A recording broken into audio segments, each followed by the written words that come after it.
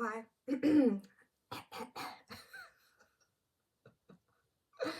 Hi, I'm Jasmine.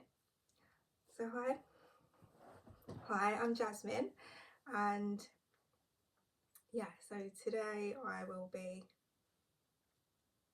telling you a little bit about myself and why I've decided to do this today and share my story.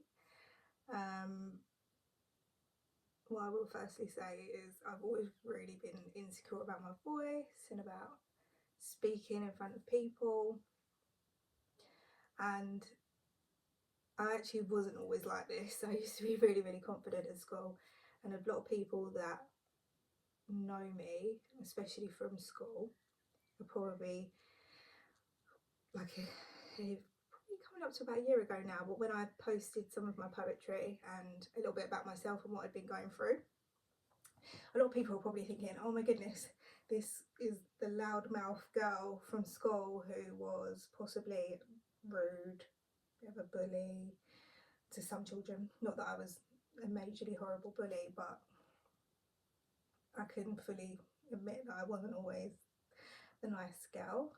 I come from a very, it's hard to find the right word, but dysfunctional upbringing. I wasn't always led in the correct manners to always teach me how to treat other people correctly. So when I was at school, it was crazy, it was very dysfunctional, and I went through a lot of things at school, which led to me actually hardly being at school most of the time. Most times I'd come in and I was very destructive and what most people would class as being a problem child. Um, I've had a lot happen to me since leaving school and over the last 15 years. So I'm 36 now. So what I'll do to begin with is just give you a short rundown of why I'm doing this. So as you know, I posted some of my poetry and a little bit about myself last year, and I mentioned that I'd been spending a lot more time with God and really focusing on who I am as a person, and wanted to share my testimony and what I'd been through, i.e. addiction, depression, and much more, which I will go into. So again, this is one of the big fears that I had about speaking, is that due to, I do believe now that I am on the neurodivergent spectrum, I can often forget my train of thought or what I was talking about or where I was going with something. And this was what happened to me over the years, where my anxiety has grown, where I would be talking to someone and I can completely forget what I was saying. And when I say that, that is like, it's really, it gets to the point where I'd get really upset about it, because I'd look kind of, it's weird, you're having a conversation with someone and all of a sudden you can't remember names or anything, literally anything, and then all you can do is just stop speaking and just kind of like gather your thoughts and apologise. And I've kind of gone through this stage of depression, anxiety, and now being a mum myself, I realised that I have to, for myself and for other believers, I have to step out of my comfort zone and start speaking about what I've been through. So I will start off with telling you a little bit about my background. So I grew up in a small town, to say, dysfunctional family. I'm so thankful to my mum and my parents. They're not bad people, but I've grown up with, being the only dark-skinned child in a predominantly lighter skin or white family, and my dad was Jamaican, and my mum and dad were never actually together, so I was the youngest of 3 children and the only darker mixed race a child, which came with its own issues, and perhaps even growing up in our town, if you are a mixed race girl or a person of colour, be it whether you're Asian, Pakistani, no matter where you're from, especially in Harlow, what happens, you know it, you'll know. Okay, so I know people say it happens everywhere, but when you grow up in somewhere like London, or you grow up somewhere where you're surrounded constantly by people who look like you, I think you tend to go through, there's still systematic racism, but not as targeted as what you would deal with in a town like this, because everyone looks like you, so they're not going to be specifically picking out one child. But what a lot of people from these kinds of towns, be it even that happened with my dad, my dad his parents moved to the UK when he was before he was born anyway, the Windrush era. My granddad went on to work at railroads, etc., and my granddad decided to move the family from Hackney to somewhere called Waltham Abbey, which is a very nice place but very white. The racism that my dad dealt with has contributed to the person that he is today, and the things that he went through growing up in this town as a child is the things that have contributed who he is today and the traumatized person that he is today. And that goes for a lot of people that have grown up in these towns that have been kind of put into a role. And can you imagine, as a child, you come to a town and you just think you're like every other kid. And to be honest, I had that realization one day when I was like, oh my goodness, I'm actually not the same as everybody. Oh wow. When people come up to you and they're like, oh yeah, you must be adopted, you are adopted, and I'm like, no, I'm not adopted, and I'm definitely not adopted. Am I? And so these are things that people maybe not necessarily just out of just being bad people, but just they don't understand what it is like to be a person of colour growing up in these sorts of environments. And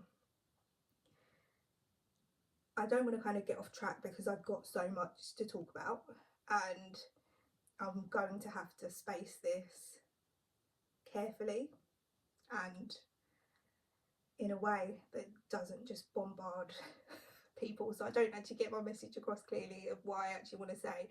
Because I went to school, got in a lot of trouble.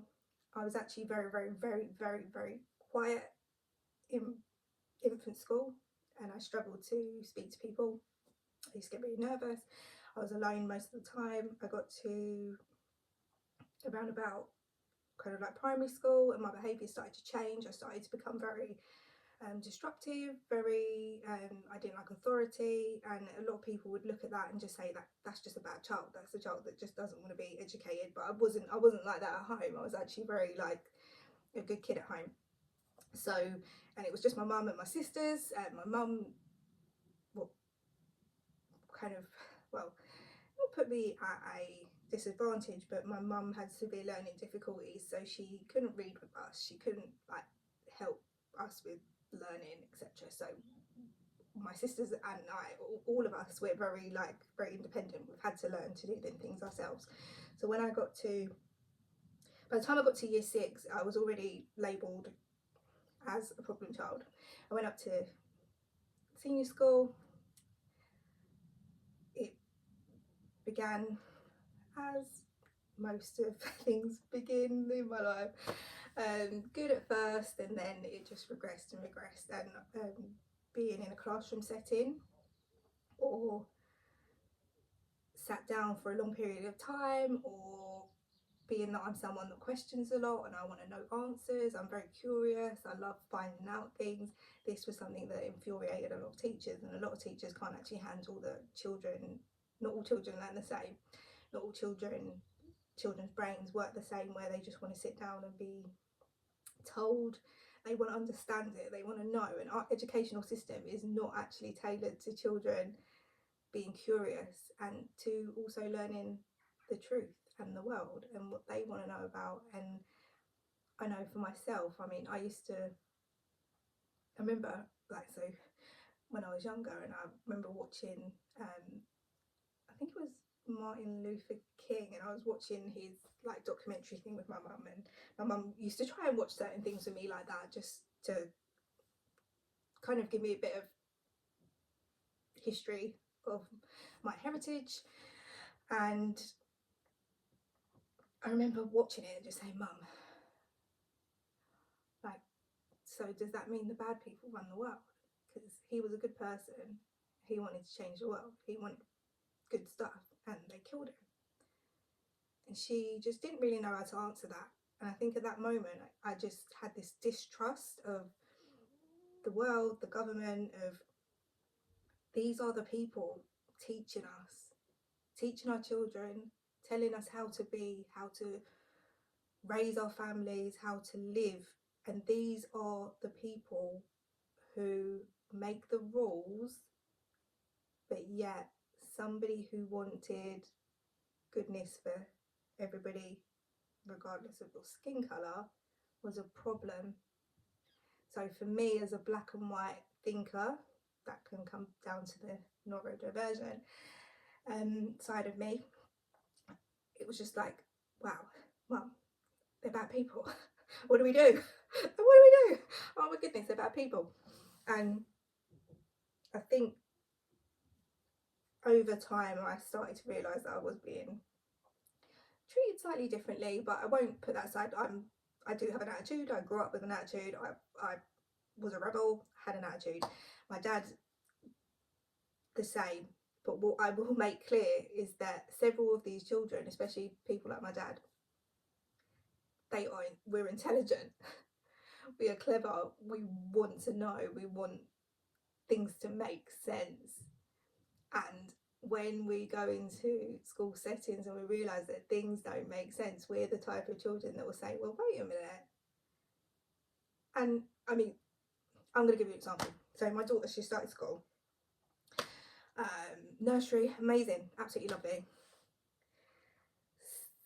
She goes up to, I think it was year 1, and her teacher, a bit of an older man, which is fair enough, older man, whatever. I just kind of thought, he's probably past it now. He's just like, do you know what, let me just get through these extra few years before I retire. So she comes home and she says, Mummy, he tells us that he doesn't drink water, and he just drinks pop. He has big bottles of Tango on his desk every day, and he asks the children to go and get them for him, and he comes back and he has a drink, and then he asks us to throw away the bottles and whatever. And I was just a bit surprised. I'm like, oh my goodness, like, would you not think that, like, these are the people that are leading the children? These are the teachers, they're paid to do this job. Like, as adults, as parents, we're all different. We've all got different ways of, like, teaching. I'm not saying I don't let my children drink fizzy drinks. I'm not one of them parents who's like, no sweets, no sugar, no whatever. It's all about balance. But for children, they're like, these are the people telling us how we should be living and how we should do life, how to be humans, how to take care of ourselves, how to take care of others. And yet so many teachers are so blatant about their, I find it hard to find the right word, but like not caring how they come across to children, or having their own set ways when they're raising other people's children and spending a lot of time with them. That, you know, she came back and she said, that's normal. And I'm like, oh god, that's so weird. But in no way would you think the head teacher would say, do you know what, maybe like don't show them, you know, don't have them on your desk, drink them in your spare time. These are like 5-year-olds. They're very kind of, again, I can't think of the word, I do this a lot, I go blank. But you know, they're very impressionable. That was the word that I wanted to say. They're very, very impressionable. So it's something that we would just laugh about though, and I'd be like, Nyla, he's over it now. Like, I think he's just really tired. He's dealing with you 30 kids. He probably needs that sugar to get through the day. So I try and always take it in a non-judgmental way, because I know I'm not perfect.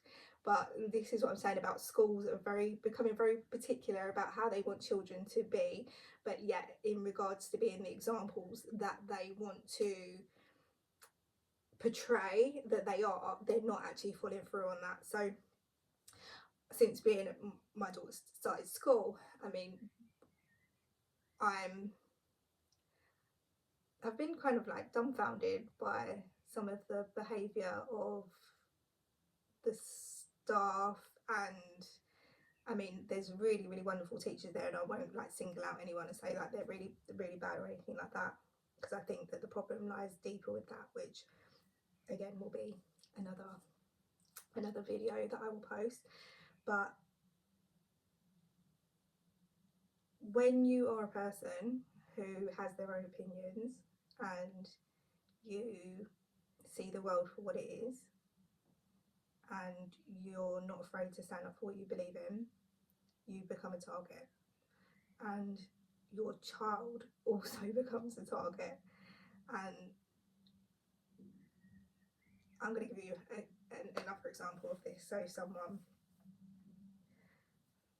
in this world now, as we see, people who, okay, my favourite artist pretty much of all time, Bob Marley, okay, so he sang about freedom. All he wanted was freedom. All he wanted was for them to stop dropping bombs on people, to treat everybody equally, to see people with skin like ours be treated equally. That is all he wanted. That was what he was asking for. That's what he was singing about. But yet people plotted to get him murdered. He was shot at, but the world loved him. Everybody loved him. But behind the scenes there were still people plotting to destroy his life, to destroy his legacy, to destroy him. And you've got people like, as I say, I'll say Lauryn Hill, another one of the best artists in the world. Everyone grew up, in my day, everybody grew up listening to her albums. Everybody loved that woman. They loved her albums. The moment she sang and did her unplugged about what the world really was about and her love for God, what did they do? They destroyed her. They destroyed her career. They destroyed her reputation. They destroyed her life. And, you know, as I've come to learn for myself, it's not just celebrities that this is happening to. This is happening to everyday people. Anyone who has that light, anyone that loves God, anyone who says, no, I'm not doing that, becomes a target. And they will make your life a living hell. They will take everything that you have, everything that you want, every job, every friendship, everything. And the only good thing about that is, as I say, as I've grown in Christ, it's like the refiner's fire. So everything that they take from you, you literally learn, like, I can only depend on God. He's all I have. Like, I'm at a stage where I'm like 36 and I literally have no friends. And people would sit there and say, you know what, maybe this is a you issue. This is a you issue. And the reason it is kind of a you issue because I'm just so honest and I'm so straight to the point and I'm so set on this is how you treat people, and I'm very, very loyal. I do lose my temper and I have lost my temper. I'm not going to say that I'm someone who's like never loses my temper, never says things how it is. I'm my father's child, okay? My dad is crazy. He is crazy, and I do have those tendencies. I have had them tendencies where I can lose my temper. But when you are consistently being disrespected and deliberately disrespected, or people deliberately trying to make you appear a certain way, you're human and you are going to lose your temper, and every now and again. And that's the main thing, is learning not to lose your temper. So I'm gonna again try not to get off too much. So today I went for an interview at a nursery and I really, really wanted the job because I've literally from leaving school, I got terrible grades when I left school. I went on to do a small kind of like English maths so I could get the grades that I needed. I actually took a year out after school, and that was a big eye opener for me because I did so badly at school that I truly believed that I couldn't do it, that I couldn't do that. And I thought, you know what, I just need to be a really good woman, I just need to find a man. And I got in a relationship very, very young, so by the age of 14 I was already in a long-term relationship, which again, I'll go into that another time. But by the time I got to university, I was already in a deep, deep, deep, deep, deep depression. Deep depression. Everything from my first relationship, everything from my friendships and relationships, it just felt like the world was like falling around me. It felt like everything was falling. And there were times when I'd sit there and I'd be like, as I say, I wasn't even really a believer then, but I remember I'd just be like, oh my goodness, like, so where's this, like, why is it like this? Why is all this happening? And it had to happen. I've been through different stages, different religions, and I can honestly say I'm at a stage now in my life where God has taken everything. I live in a house now, like again, I have to kind of tell you in bit by bit, but I live in a house now. I had my daughter who's literally just turned 7. We lived in a tiny little studio flat for 3.5 years, and when I say a studio flat, I mean the whole thing was probably bigger than, well, as big as my bedroom now. We looked at our kitchen for 3 years. It was tiny, but it was our home. And I remember speaking to my best friend at the time then, and her friend was like in a nice house, and I was really like, oh, you know, this is like really hard. And something, you know, God was saying, like, I had to humble you as well. Like, don't forget where you come from. Like, you might think that life's about gaining all of these things and just life being easy, but that's not what life's about. So in those 3.5 years, as tough as it was, as hard as it was the best 3.5 years of my life, because I actually, despite losing everything and not having that, I actually got the one thing that I did want, which was to be a mum. And it was literally the best 3.5 years of my life. Like, we lived in like a tiny little room, and to everybody it was in a way, it was quite embarrassing, because it was like I've gone from what people had known in my old life, and I'd had a few jobs that were pretty decent, and then it's like I'm in this room by myself with a baby, me and her dad not really getting very well, and we would literally just like jump on the bed, we would just have the best time. And I would just hold my child, and I'm just like, thank you so much. And in that time, like, it was years of refinement, of like, just come out of learning the year or so before I fell pregnant with my daughter. I was with someone who was Muslim, so I delved a bit into that side. I actually did take my Shahada. Before that, I was into Buddhism, so when I left, about like, I think about 20ish, I went to Thailand. I had the choice between a Bible and the Book of Buddha, and I was like, Bible, no, read the Book of Buddha. Really enjoyed it. Sorry, that was my tummy. I'm hungry. I've not eaten yet. That's how I went to an interview this morning, so I haven't eaten yet. And I thought, do you know what? On the way home, I was like, I'm going to do this. I'm actually going to do this. I've got to do this, because in that job, again, I've just switched. I've completely switched of what I was about to talk about. And yeah, and also another thing, I'm going to switch. So yeah, you'll probably notice as I'm talking, I've got a bit of a gap here. A little gap. I have got a tooth that the dentist gave me, you can clip in, but I actually can't talk properly with it. And that's one thing I do want to say for dentists. Like, you say you're helping people, giving people these like dentures to fill these holes, but then they can't speak and they feel like this, like, that's not ideal. They're like, yeah, this is all better now, look, it looks much better. Like, yeah, that I can't actually speak like this. So I'm not wearing it. I've got to get a gap. Yeah, I'm waiting to get an implant. Once again, I'm funny. So right, where was I? So Buddhism, right. So yeah, I have the the tat, which, to be honest, it looks like I had it done in prison. I actually really dislike it, but it was a part of my life where I needed that. I started to learn about Buddhism because I was in kind of like most people, you're kind of like lost. I think everyone's like lost. They're like here on earth. They're like, what am I doing? Like, I'm here as a human. What am I doing? I want to know why am I here. Like, I don't get it. This is like really weird. I'm in this skin. I don't get it. So I was learning about Buddhism, and I tried to empty myself. I tried to like embrace the chants, that side of it. I went through my manifestation stages, and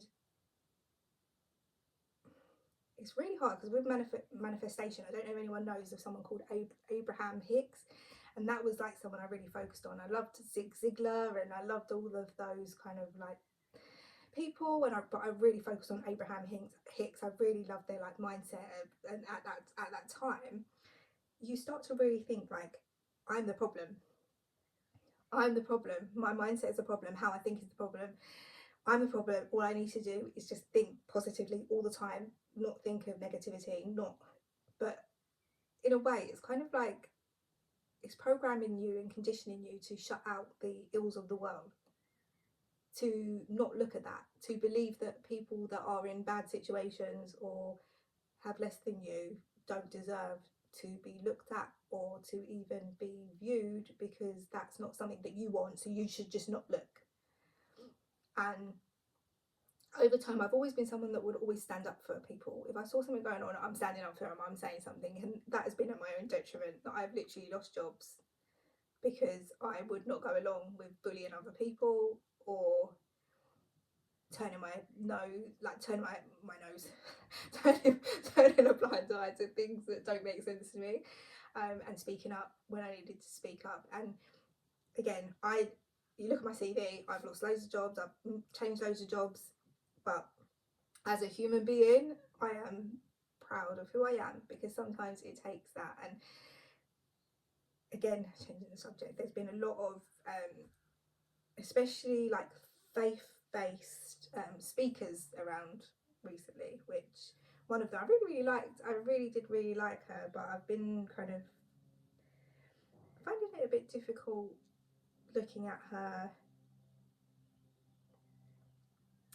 teaching points, because she's amazing. She kind of reminded me of me. She'd been through depression, she'd gone on and she'd really changed her life, and she's become a speaker. And to see a black woman from a lower economical backgrounds get to where she is, it's inspiring. So I literally thought, wow, that is really great.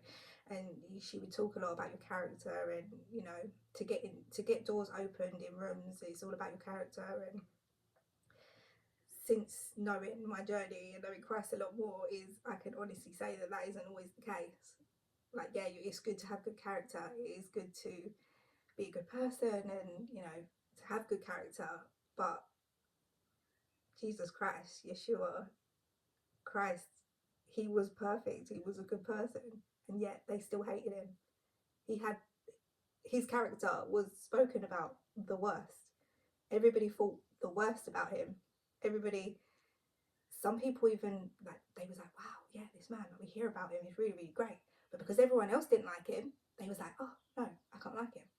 And for a lot of people who follow Christ, or there are people that are just genuinely good people, that is what is happening to them in this day and age now. We are in a stage where Satan and the evil of this world is taking control. Since 2020 especially, they have been letting us know that this is the way the world is going. And those who do not play along will suffer in regards to normal career, because I'm saying there's a lot of people out there that are doing well now because they are realising that they need to step out of their comfort, i.e. what I'm doing today. But yeah, so after the interview today, and I could tell the woman, like, this is another scenario of, I had a conversation with a lady on Friday. I decided to call her just out of the blue. It was Thursday or Friday, because I've been thinking about, since I've left my job in kind of admin sales, whatever, that I did for 3.5 years. I decided, right, I do want to work with children. That is something I really want to do. I do understand that because of like certain topics that I spoke about, even with just a bit of my poetry, what I talked about last year, that for people, when you live in a small community, if they know of you and they're like, oh right, she just said she was a Muslim, and maybe that means she hates Muslims, or you know, she's been through depression, or she's previously dealt with addiction, that would mean that she isn't a good person, or going to be secure, stable, whatever. And you know what? I'm at that stage now where I drove home from that interview after her asking me lots of like in-depth questions. And the director, by the way, I spoke to her on Friday. We spoke for like 30 minutes. She was invited me herself personally. She wasn't there. Someone else did the interview. And you know, when you just get that feeling that, like most of my jobs, they know who you are. They know when you're coming. They have the warnings of, you know, this is one of them. They're not one of us, and hire her at your own risk of, you know, if you want to go further in this world, just like they did with Christ. They knew that they couldn't be publicly supporting them because they wanted him dead. And what I'm making peace with finally today, this is a long time coming, I actually bought like a little, was it one of those ring lights? Not that I'm using it, but I bought one of those ring lights probably, you know, years and years and years ago now, when I was living in my studio, and I wanted to do it then, and I didn't, and something has been playing in my heart where I think that's what I said on my Instagram post when I did the poetry, which someone that I grew up with, and it's really hard because I don't necessarily say a friend or whatever, but he ended up committing suicide. Being someone that's dealt with depression, it was very, very, when I found out, I was literally like, you know, when you're just like, no, this can't be. I wouldn't have thought it, just like everyone else, I wouldn't have thought it, because he had what appeared on the surface, like all of the things that you want, you know, he had the job, he had the car, he had all of those things, but yet something inside him was still missing. And I kept saying to myself, like, had I have done what God told me to do then and I didn't do, maybe he would,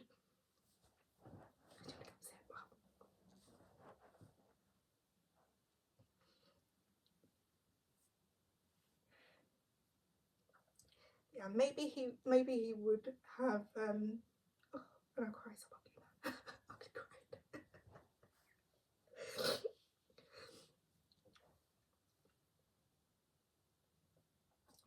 I just need a minute. Yeah, so maybe he would have still been there, because you know, sometimes you just need to know that other people are actually going through it. And I think a lot of the time in this day and age now, is what you don't understand is like, it's the, I'm not saying that he was a perfect person, because he wasn't, but it's the good people, usually the ones with the good hearts, who end up getting kind of like singled off. And that's the way Satan works, is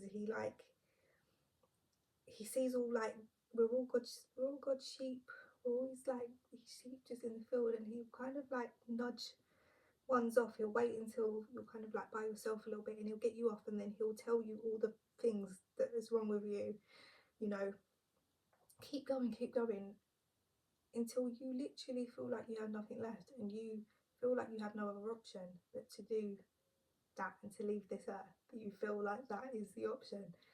And as someone who's passed through that stage, I went through a stage where I worked at this job, and it is spiritual. It is completely spiritual. You don't suddenly wake up one day and just feel like, I want to kill myself. and you've got a job, you've got like all these things, you've got people around you, but yet you feel like you need to kill yourself, you need to do that. When I worked, I went to, this is like a few years back, and I worked at a job where I wanted it so bad. I got this job and I was literally so excited. Like, I saw the commission structure and I was like, oh my goodness, I've been kind of like putting it out there that I wanted this job, and I didn't even apply for the job. They contacted me. So I go to this job and it on the surface, it looks amazing.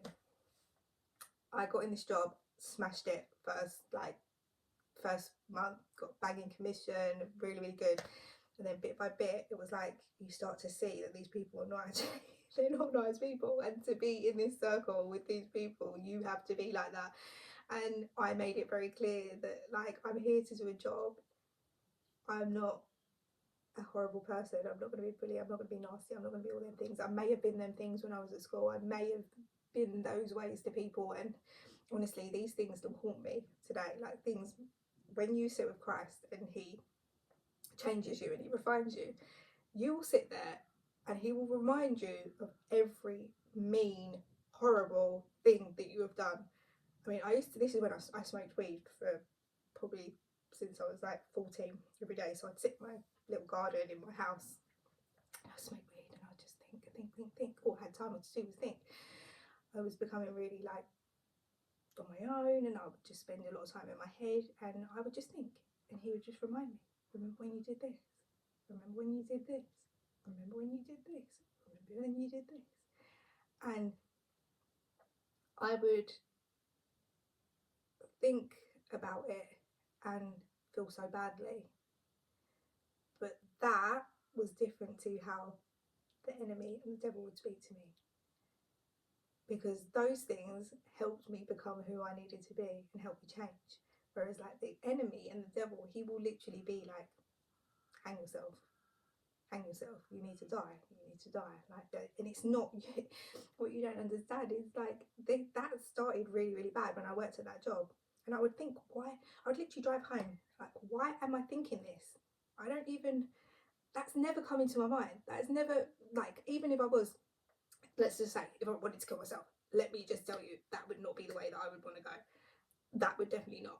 But that was being pounded in my head all the time. And certain faults are not always your own faults. And that's something that we have to be honest about. And this is what drives me insane, is that so many people are like, oh yeah, you know, I go to ghost hunts, I do this, I go to psychics, I go to all these things. But yet, as soon as a Christian or someone who believes in God says the same thing, suddenly they're crazy, or what they're having like this weird mental breakdown. But yet you'll go to a psychic who speaks to dead people and you'll pay them to do that. But yet someone who's Christian that tells you that they've experienced something that's like spiritual and like warfare or whatever, and you'll think you need to go into a mental home. Make it make sense, because it doesn't. I mean, what I have, like, I have to try and put it in a logical way that doesn't kind of confuse everybody, because as you say, I went through Buddhism, kind of more manifestation, law of attraction, to I met my then boyfriend. I was learning about Islam.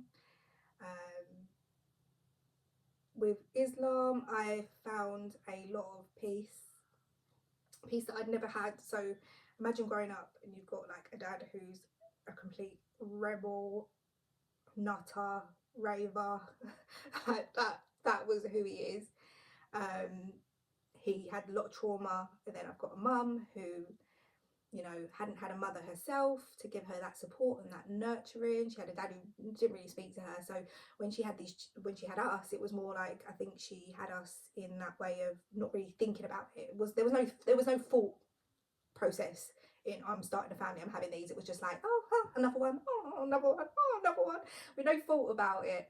And she wasn't able to necessarily teach us, but she gave, so my mum, like, she gave me the nurturing. She did love us endlessly. We were so lucky to have her as our mum. And despite us growing up with literally like pretty much nothing, being that I told you my mum had a learning difficulty, so she didn't really have like many jobs. If she did ever have a job, it was always like something very minimal, like cleaning, or like something that wasn't making a lot of money. So we know what it's like not to have much. And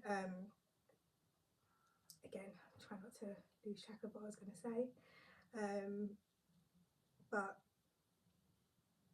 I did. Do you know what? I told you I did. So I'm talking about our upbringing. Where was I before that? Right. So this is what happens all the time, and it's so frustrating, especially when you're like in an interview or you're having a conversation with someone that doesn't know you. It can be really, really frustrating, and I don't want to kind of like focus on the neurodivergence, because I do believe that God is a healer of everything, and everything is to be kind of taken as it is, but it is frustrating because I want to remember what I was saying.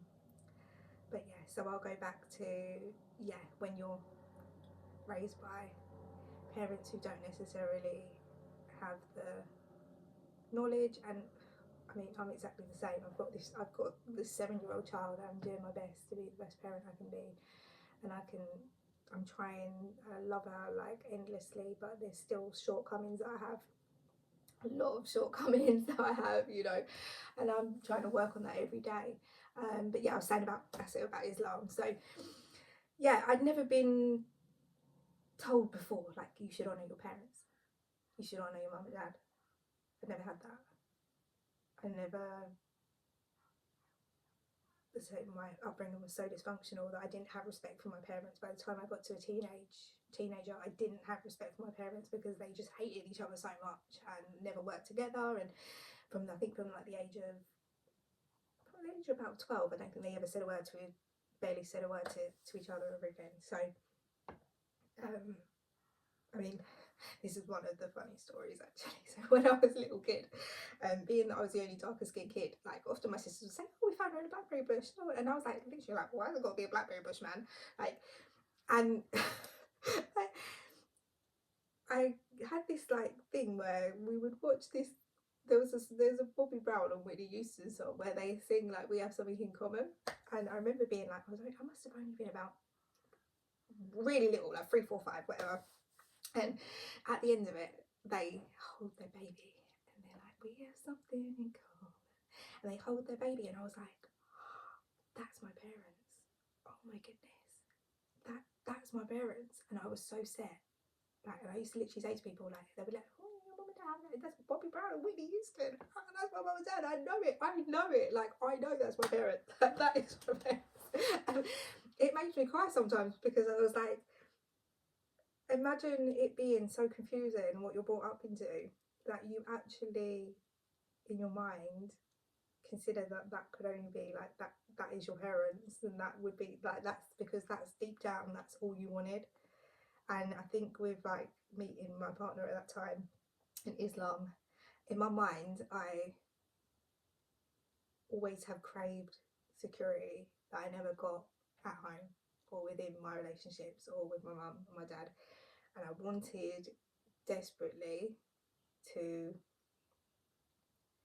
have some level of security, and I found that in Islam, of that like kind of, I'd always lived a quite wild, I always like was like a bit of like the wild one. At school I was wild, I was just like, I did what I wanted, barely went to school.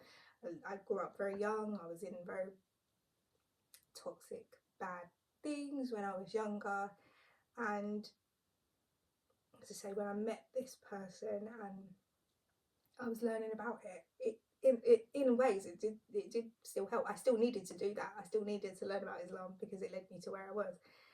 I needed that.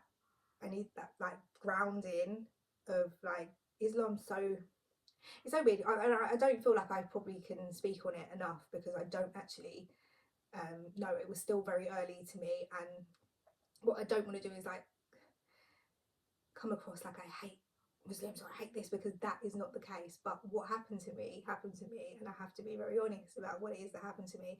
And I know when I talk about it, and when I talked about it previously, it probably left a lot of questions up in the air about what is it that she's trying to say. Like, what is it that she hates Muslims or what? And I can honestly say that that is not the case.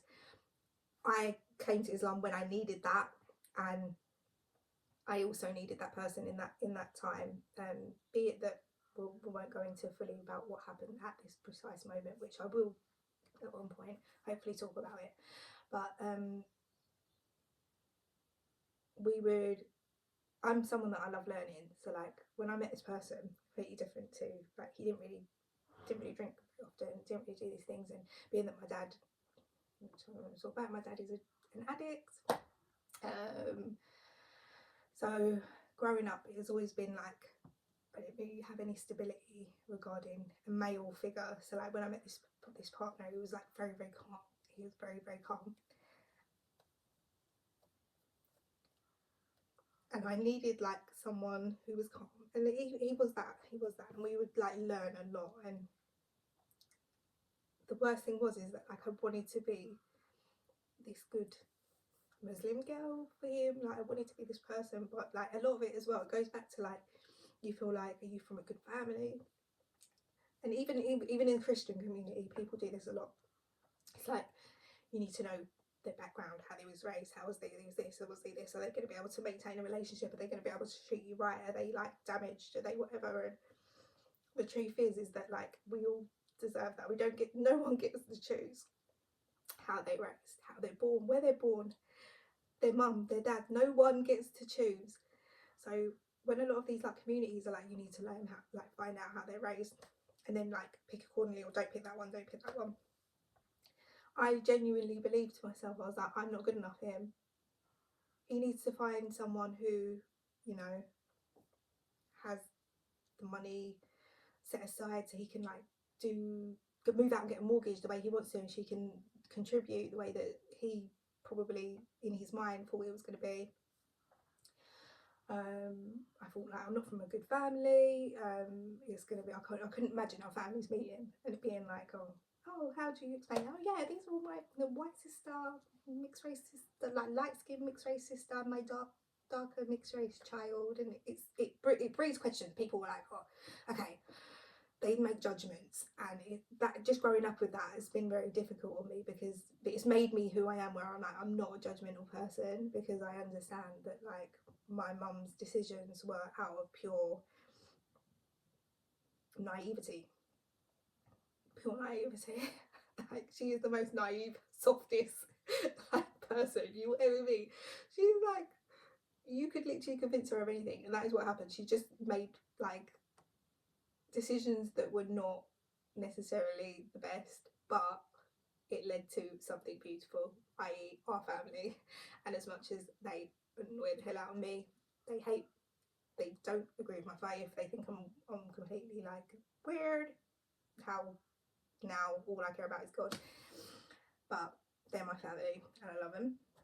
And even now, like over the last few years, it's really weird as I get closer to Christ, and I'm like, why would you even do this? And I do truly believe that like like can you imagine?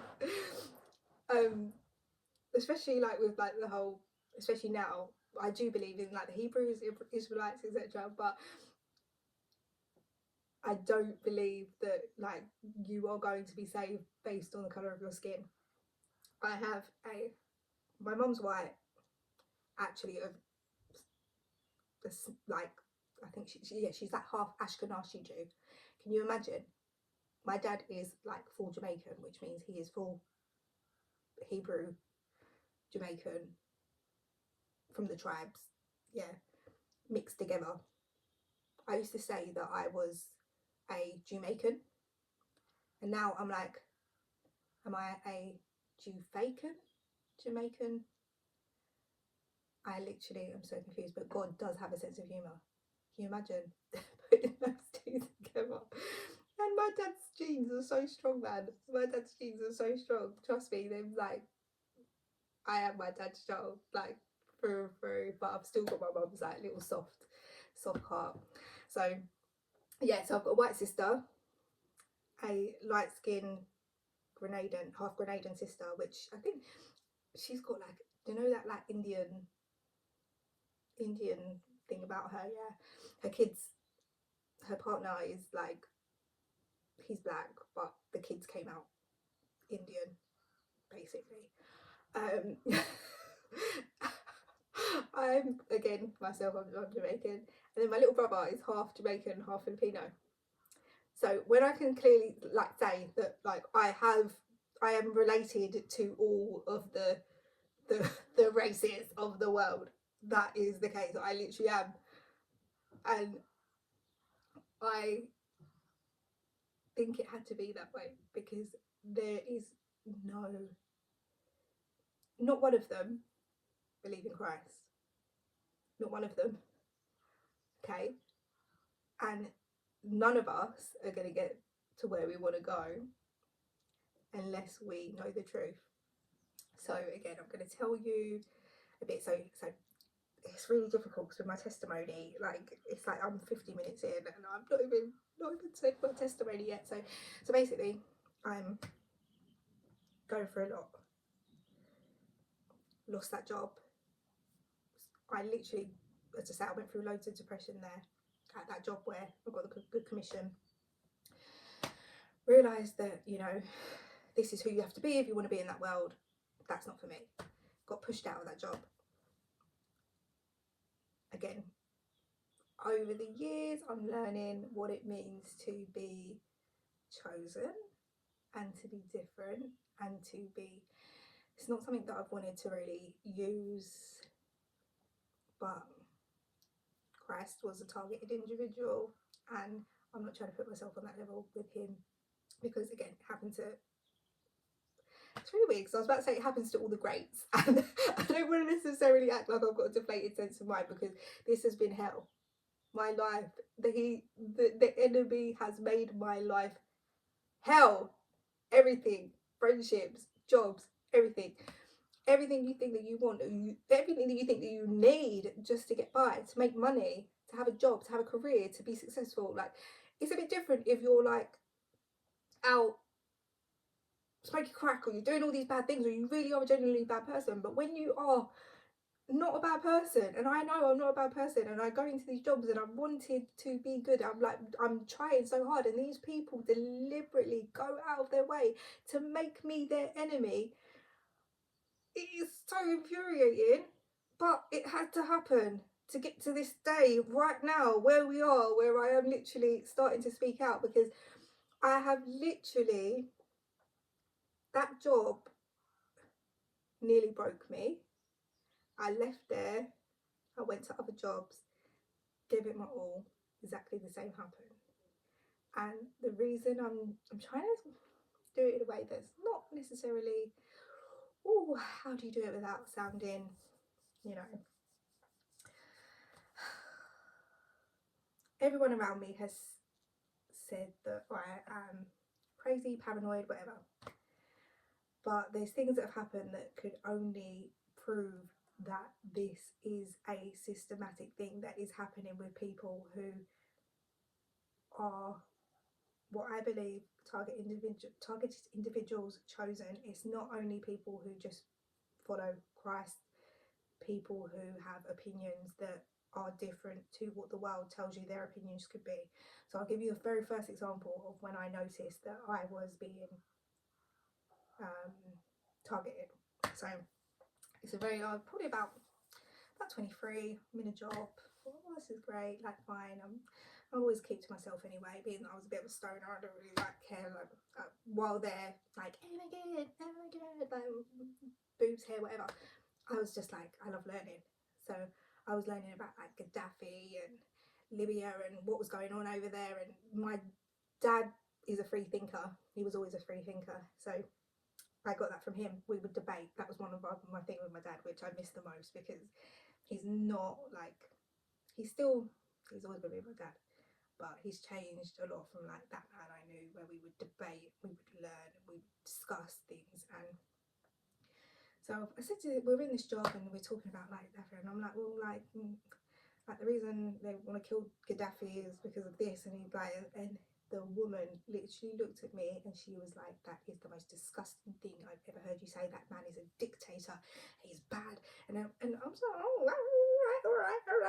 all right. And going forward, like that was kind of like I always, because I like to learn, I have these opinions where I can think freely, and that will make you a target in this society, because the people who run this world, i.e. the bankers, and do I want to say it, but yes, the Freemasons. And again, I'll tell you another story. So when I was probably about 17, 18, I remember I stayed at my dad's, and we've got what we would all call the weird uncle. Yeah, the weird uncle. He's Jamaican, weird, but no one really spoke to him. He went off and he did his own thing. He like wears knee-high Dr. Martens, completely like I literally thought he was crazy. I thought he was crazy. He literally said to me, he was like, I whistle blew on a job, and Freemasons came after me. So I'm like 17. I'm like, I don't know what they are. I don't know what it is. To be honest, I don't really care. I just want to get high. That's it. I'm just bunning, chill, like not really like not fussed about that. And again, my dad always kind of said he's a bit of a nutter anyway. So as time went past, I started to realise a pattern. Like, there is a pattern. There is a pattern. And the pattern's real. And since having my child, I had to kind of make sense of things more. So it's really hard because I don't want to like put too much into one thing, and I'm going to confuse you all so much, and it's going to be like so right. So kind of like, I think we have kind of like steadily talked about my progression, my religious progression. So I went from like Buddhism to Muslim. So I'm going to tell you what happened after I converted to Islam. So it was more, as I say, to make my boyfriend, like, we were learning about it. He said he was Muslim. We started watching videos, we would watch about it, and I would learn a lot. And I was like, okay, this makes sense to me. It's like, I see the world going the way it is. Everyone's so shallow. Everyone, all they care about is clothes. All they care about is like self.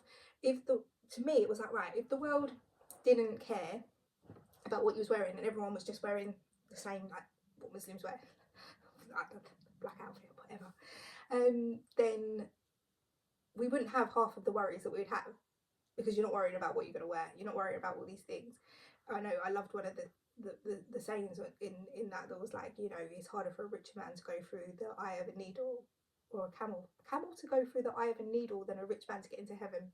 And that was how I truly thought, because I've seen so much greed in this world, and that would literally make me sick. It literally makes me sick how the world is the way it is. And I mean, I had to stop watching the news growing up. Even I've always been a really sensitive child, and I would get really upset. I would get like really depressed. Like, I'd watch the news and I would literally I'd be so sad that like, this is a reality, this is the earth that we live on, and I didn't know how to cope with it.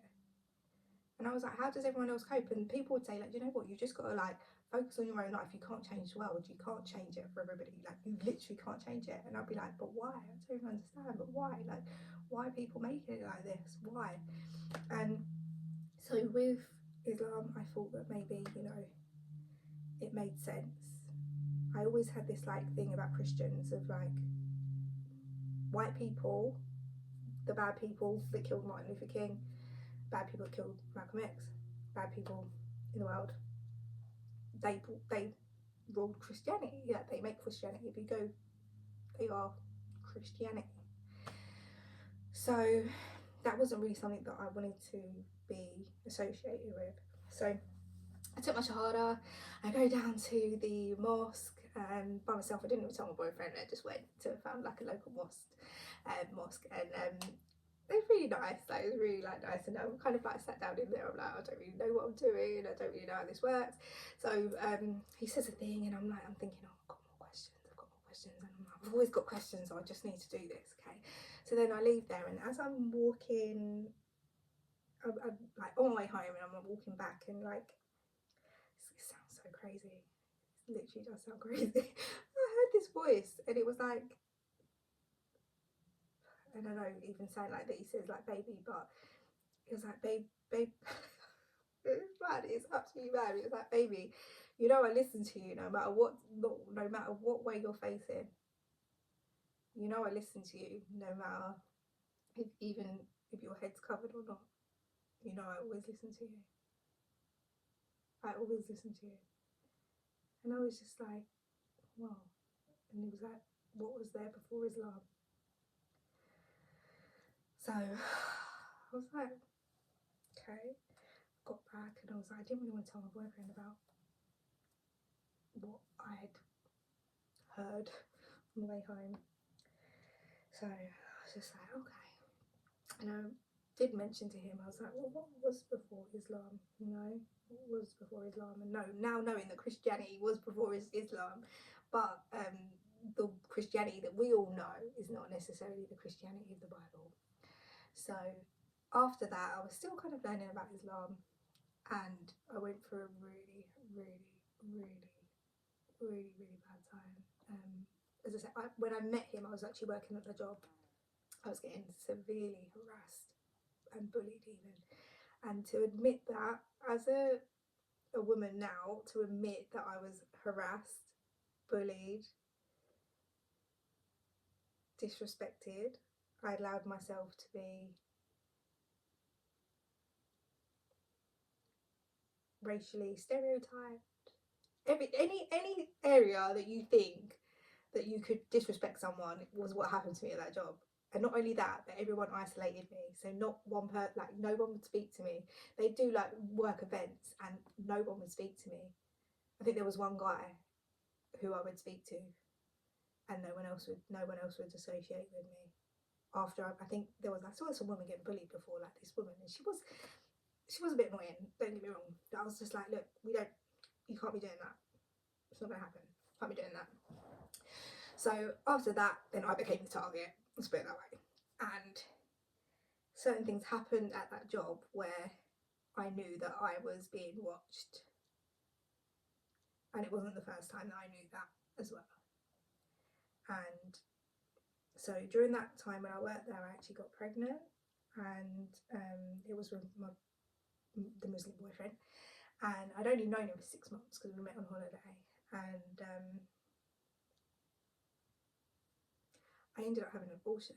And one of my mindset at that time was, you know, I'm not secure, I don't have anywhere to live, and I'm literally being bullied so badly. Like when I mean these people literally made me believe, or tried to make me believe, that I was not worth living, my life was not worth living, that I was this dreadful, ugly, disgusting human being. That's what they tried to do to me. And people will say, I wonder why you was having these thoughts about yourself. That's what was happening when I went into work. And everybody knew that that was happening. There was a woman that worked there while they were standing, like the boys are calling me a slut, this, that, whatever. And this woman, she said, are you being abused? Are these boys abusing you? Because it was very like, you know, sales culture, laddie. And I just was like, I think I just broke down. And I left. I just said, like, okay, whatever. After I decided to put in my take time off resignation, and I decided to put in for what happened, this woman, when like towards the end, I would try and email her. I could not get an email through to this woman for nothing. I then saw on Facebook after that the two women that were involved in really segregating me, saying things and just kind of like treating me not very nice, and say someone was openly racist in there, and I tried to go to management about it. They didn't want to hear it. So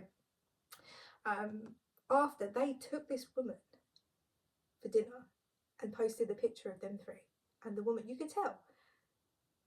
And that's what I'm saying, it is like, if you are someone who is a good person and you know what's right, you know what's wrong, you know what's going on in the world today, which is Satan is literally running rife.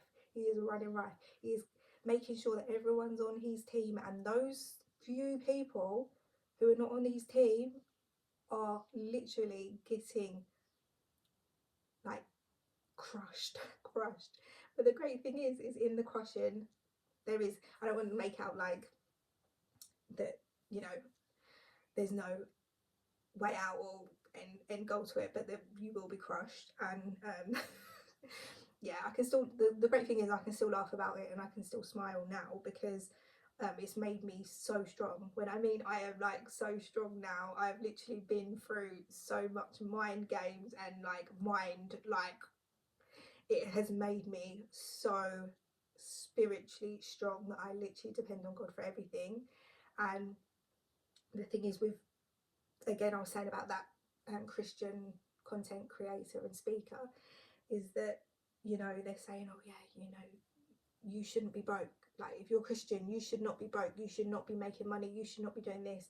And the whole point, I know, I've like I had a little win back in the day where I had a little win, and I know that God will give you what you need, and that might not be that you need this big platform or a big career or loads of money, because you might not be able to handle it. And being that I come from neurodivergence,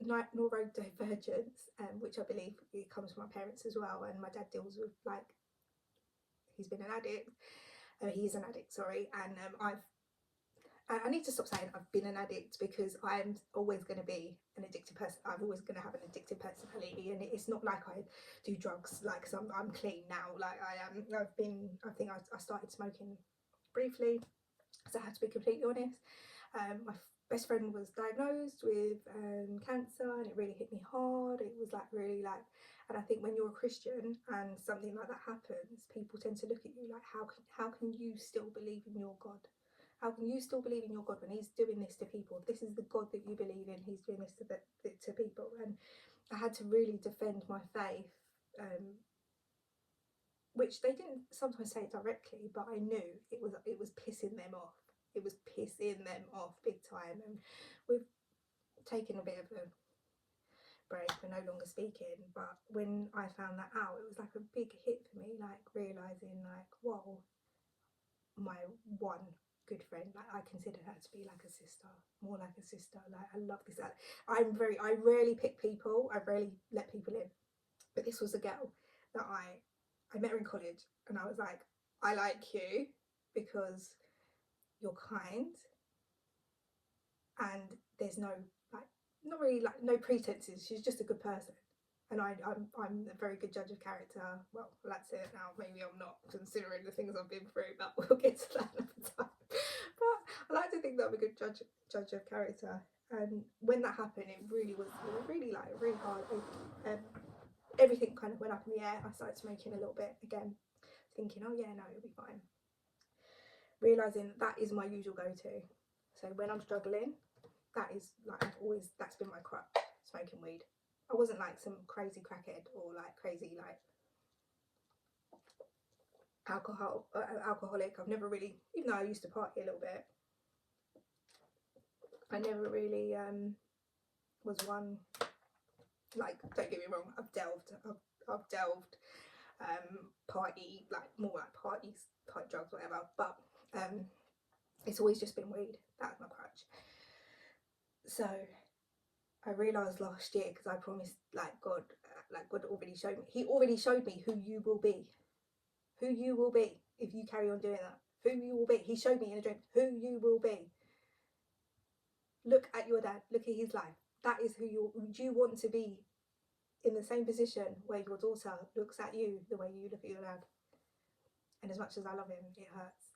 It still hurts. It still hurts now. It hurts every time I see what the world has done to him, that I have to prove to my daughter that I am stronger than that, and that I will ensure that she means more to me than smoking a little bit of weed, or, you know, feeling like because of my anxiety, I've always used that. And I still get these little thoughts. I'm like, it's not a big deal, Jazz. Like, really not a big deal. Maybe it would help you, you know, help you let your guard down a bit more, let you like enjoy things a bit more, because as I say, I get so like anxious in certain situations, but I know I am a million times better with not smoking, and God does not want you to be high. He does not call us to be getting high, especially now with like weed. Like, we don't know how it's made. It's made by, majority of the weed that we get in this country now is created by some roadman in a house, spraying it with God knows what. And as I say, the world is spiritual, and when you don't realize that most of these like gangs of people that grow weed, they're putting their own spirit into these things when they're making that, and they're growing that, and they're cultivating that. And that's why when sometimes you get like certain different types of weed, you'd have like a different mood. You know, you get some and you're like, oh yeah, you get some and you're mad depressed, or you'll get some and you're like, you know, you might feel a bit more paranoid, or you feel whatever, because it's that depends what's cultivated within that. And it's having such a big effect on people now, marijuana, because we feel like it's so harmless. And don't get me wrong, when I look back over the years, it was much better that I was like stoned and somewhere indoors, stoned, munching, whatever. To be honest, most of the time when I felt really depressed and I was at my most suicidal, if I had more energy and I wasn't so stoned, I would have probably have had more energy to go down that road of doing something a bit more dangerous. But because I was just like monged out, and I'm just gonna like watch another episode of something and just eat some more, and just like it numbed me enough during those years. So that's even say with God, he gives us what we need. And again, had I had more energy, I would have been out doing something else rather than doing what I was doing. But instead I was at home pondering life a lot more. And yeah, I wasted a lot of years, a lot of years sitting by myself, getting stoned. Again, this is another reason why I'm doing this now, because when I was at the interview, I've been thinking a lot recently how God's kingdom and the enemy's kingdom is becoming ever so more apparent, and what he is doing is becoming ever so apparent. And it does say in the word, you know, as we're coming into that now, you have to make your choice, you have to make your decision. And I've done 3.5 years. I've just literally come from 3.5 years working at a business where as per all the jobs, it starts off amazing. Oh, you're great, you're amazing, yeah. Oh, we can offer you this, it's fine. You go in there, they start with their weirdness, you know what they're about. As soon as I said, they like, oh yeah, we like to go ghost hunting and we do this, and oh, our family is into like doing seances. And I'm like, oh, I'm a Bible believer and I will not be doing any of them things at all. That is not, that literally, I cannot even. And I remember speaking to another Christian who I went to a church briefly with her, and she was like, well, why didn't you just leave? And I think I have to answer this question for myself, is because previously when I was at this job, my jobs before, and I got pushed out, and I got pushed out, I wanted to prove to myself this time that you will not defeat me. You will not defeat me. I can do this job. I can do it. I'll be great. And I was. I'm gonna be straight up. I'm not perfect. I have my moments where, you know, I just want to like look at my phone, or I'm not on task all the single time, because I don't care that much about obviously their business as they do, and I'm going to be completely honest about that. I joined this job thinking it was just kind of like something that it wasn't. I didn't realise that there's a lot more like government aspect to this job, a lot of government contracts, a lot of like, I didn't know that. In the interview it was like put to me like, this is a small family run business, and it's kind of like just for like cars, not for what I ended up learning that it was for, and that what I was dealing with. And again, you realise that you're under observation. A lot of these jobs and these businesses are observation hubs, where they will keep an eye on people who they deem to be a risk, i.e. people that don't believe in what they believe in, i.e. people who don't believe in war, people who don't want bombs dropped on children, people who don't believe in, say, vaccinations, people who have independent thinkers are dangerous in this world today. And so yeah, I can't remember again, where was I? Testimony, still got a bit of a testimony. Yeah, so basically, before I had my daughter, I was just on the way out of like with the relationship, because I had a revelation. When I was with that Muslim guy. It was like my whole world was collapsing around me. It was like I lost a job. Weird things were happening where I was living, and I can say I've like literally got the proof of it on my phone, where I lived in front of a big shopping supermarket, and there was like traffic cameras literally outside my window. This is to where I moved after I moved from my hometown, and the traffic camera used to point in my bedroom window, and I'd be like, and the worst thing was, I was just such a stoner, and because of everything that I've been through, and I realised that I can't turn to the police, I can't turn to the government, I can't trust anyone. I was like, what do? I can't really tell anyone. What can I do? Take pictures of it. Now I know that's the thing, is people like me are an ideal target, because my dad's an addict, my mum's like literally like in the clouds.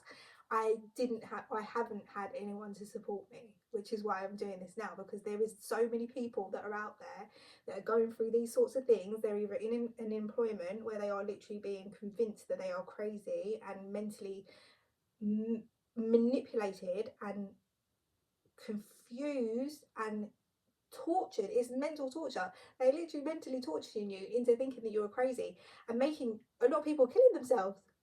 They're literally dying because these people are doing that, and what they are doing is murder. If someone joins your job and they work with you, and you tell everybody at that place of employment not to speak to that person, if you take away their opportunities, and you deliberately do that, and you know that you are doing that to somebody who is a good person, who you have no reason, no personal thing that they have done to you, you have just simply been told by other people to treat this person like that, then you are guilty of actually contributing to someone being mentally ill, or at worst, killing themselves, or ruining someone's livelihood. And that's why, again, I'm doing this today, is because I have a daughter, I have a little girl, and again, at this job that I was at, they didn't care about my mental health, and they're doing all these weird things with my emails, and trying to convince me that I'm crazy, or that like I can't do the job, or I'm not, just it's done in such a way that is so cleverly portrayed as making you believe that you are the problem, but deep down they know what they are doing. And my child doesn't deserve a mum who is mentally unstable and is not feeling well and is not happy. I.e., if that was just because that person's dealing with mental health, that's fine. But if you're deliberately going out of your way to cause that for someone and make someone feel that way, then you are evil. You are bad. And you should have consequences for that. And unfortunately, what we have to make peace with, the people that are chosen, targeted, good people, is that their consequence might not be here. It might not be while we're here on earth in our lifetime, but that's the good news. That is the good news, is that we will literally all at some stage face our judgment for what we have done and for what we deserve, and they will equally as well. So we have to learn to a certain extent, take a breath. They want you to look crazy, they want you to look mad, but you are not crazy. Okay, so I am going to cut it short now, because I just literally looked at the time, and this is like hitting 1 hour and 20 minutes. Oh my goodness, this is the first video I'm going to put on YouTube, and then I will be breaking down my story a bit more, because I realised I didn't really actually tell you my testimony, not fully. So yeah, I just wanted this to be an intro to who I actually am, why I'm doing this, a little bit of the background about my faith, and then with the next video hopefully that I will do, which I'll try and do one every day, will be I did a little while back, I wrote a little list about like the things that I want to talk about, and I've been trying to think of a name of what I wanted to call this, and I said to my mum a little while back, I said I'm thinking about doing this, like I really want to do this, and I think it's going to be called, so it's going to be called Call Me Crazy, because do you know how many times I have been called crazy? How many times I have been called crazy, when the truth is that the world is crazy. The world is crazy. We are watching grown men drop bombs on children around the world, starve out nations, do the most corrupt and evil things to other people, and yet I'm crazy.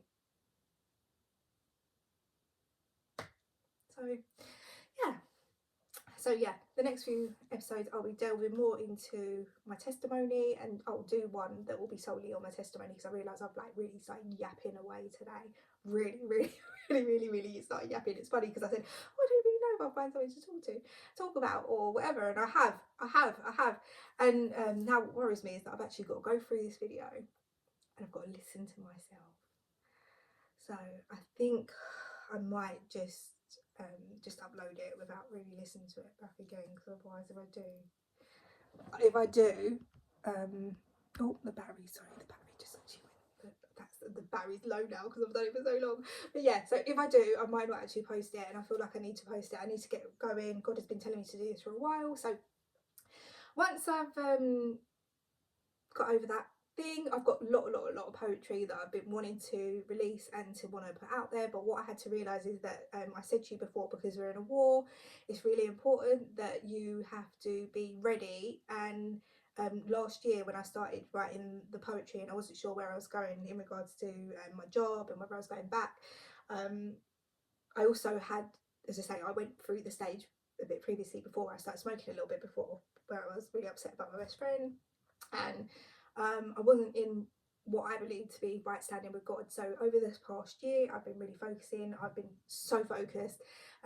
No smoking. I gave up vaping as well, because I actually did start vaping for a bit. So I'm finally free from vaping. I will also do a video on that, because funny enough, vaping was like one of the hardest addictions I've had to give up, and because it doesn't taste disgusting like normal nicotine smoke.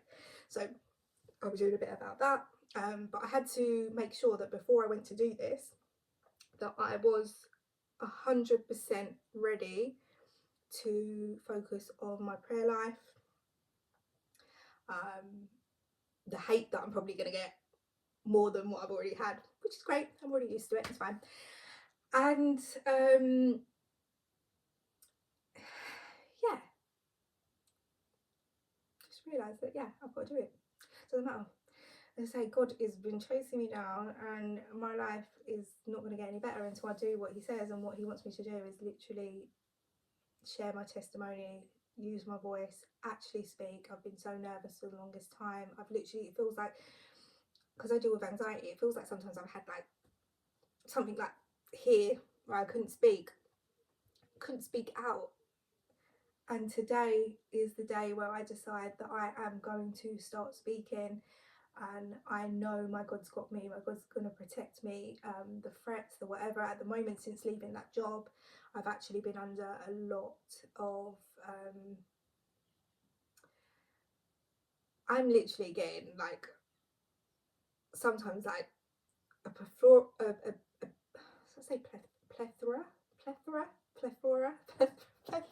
it's a really weird use to word, but lots of emails, basically all spam emails, weird things going on with my phone. As I say, this is a company that is locked in with government things, so I'm at the stage where I know the risks, I know the backlash that I'm going to face, but someone's got to do it. And it sounds really cliche, but if this helps just one other person who comes across this video who's at a job, who is being currently bullied, or going through spiritual warfare, or has people around them convincing them that they're crazy, then this video is for you. And yeah, hopefully you will look forward to watching my next video. So thank you. Bye.